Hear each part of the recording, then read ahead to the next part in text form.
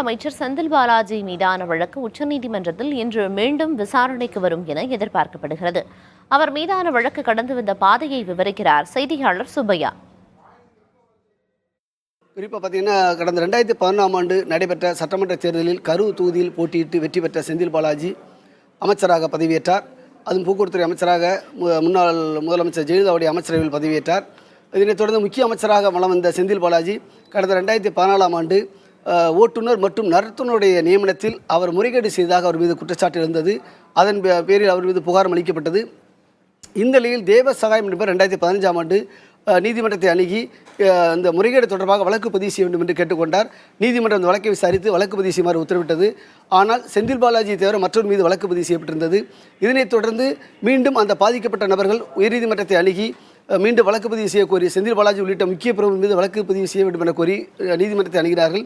நீதிமன்ற உத்தரவின் பேரில் செந்தில் பாலாஜி மற்றும் அவரது சகோதரர் அசோக்குமார், அவருடைய மைத்துனர் கார்த்திக் மற்றும் போக்குவரத்து துறை அதிகாரி உட்பட 40 பேர் மீது வழக்கு பதிவு செய்யப்பட்டது.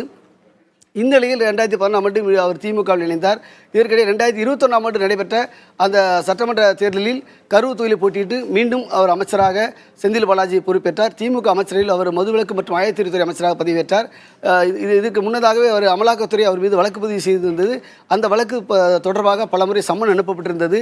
இந்நிலையில் அவர் சம்மன் தொடர்பாக ஆஜராகவில்லை.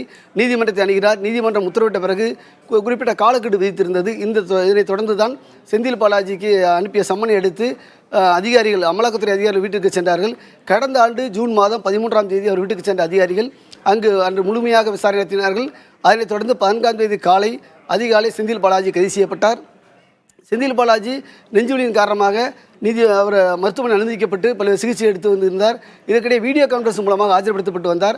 அவர் தொடர்பான வழக்கு சென்னை முதன்மை அமர்வு நீதிமன்றத்தில் நீதிபதி அல்லி முன்பு நடைபெற்று வந்தது. இந்த வழக்கில் பலமுறை அவர் நீதிமன்றத்தில் ஆஜரானார். சில முறை அவர் வீடியோ கான்ஃபரன்ஸ் மூலமாக ஆஜர்படுத்தப்பட்டார். இதுவரை அவர் அந்த நீதிமன்ற காவல் இதுவரை 54 முறை நீடிக்கப்பட்டுள்ளது.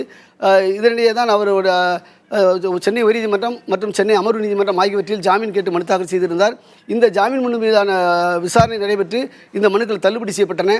இதனைத் தொடர்ந்து உச்சநீதிமன்றத்தை நாடினார். அவர் உச்சநீதிமன்றத்தில் அவர் கடந்த மாதம் மே மாதம் ஜாமீன் கேட்டு தாக்கல் செய்த மனுவானது விசாரணை நடைபெற்று வந்தது.